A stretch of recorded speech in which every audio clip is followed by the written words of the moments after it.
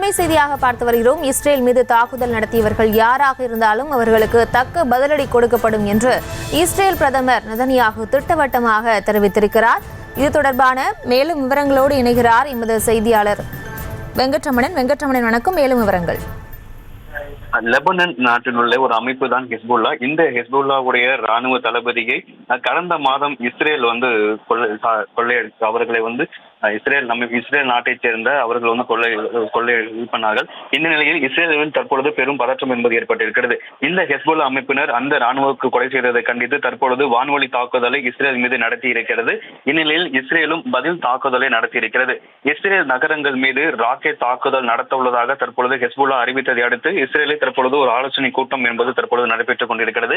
ஹிஸ்புல்லாவின் தாக்குதல் அறிவிப்பை அடுத்து தற்பொழுது பிரதமர் நெதன்யாகு ஒரு அவசர ஆலோசனையை மேற்கொண்டிருக்கிறார். அது மட்டும் இல்லாமல் இஸ்ரேலுடைய தற்பொழுது பெரும் பதற்றம் என்பது ஏற்பட்டிருக்கிறது.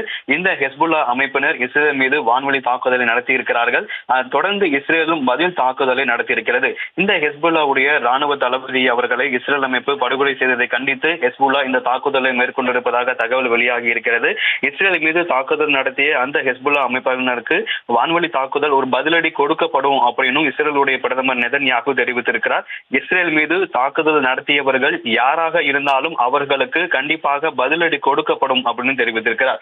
தொடர்ந்து இஸ்ரேலுடைய பாதுகாப்பை உறுதிப்படுத்தப்படும் எனவும் அதே போல ஹிஸ்புல்லாவுடைய ராணுவத்தை படுகொலை செய்ததற்காக தான் ஹிஸ்புல்லா இந்த ஏவுகணை தாக்குதலை நடத்தியதாக முதற்கட்டமாக தகவல் என்பது வெளியாகி இருக்கிறது. இந்நிலையில் இஸ்ரேலும் தற்பொழுது பதில் தாக்குதலை நடத்தியிருக்கிறது. இந்த ஹிஸ்புல்லா அமைப்பினர் ஏவுகணை தாக்குதலுக்கு இஸ்ரேல் ஏற்கனவே பதிலடி கொடுக்கப்பட்டிருக்கக்கூடிய சூழ்நிலையில் தற்பொழுது அனைத்து வழிகளிலும் நாட்டை காக்க உறுதி பூண்டுள்ளதாக இஸ்ரேல் மக்களுக்கு பிரதமர் நெதன்யாகு இஸ்ரேல் மக்களிடம் ஒரு உருக்கமாக பேசி இருக்கிறார். சரிங்களா? விவரங்களுக்கு நன்றி. செய்திகளை உடனுக்குடனும் துல்லியமாகவும் தெரிந்து கொள்ள சப்ஸ்கிரைப் பண்ணுங்க.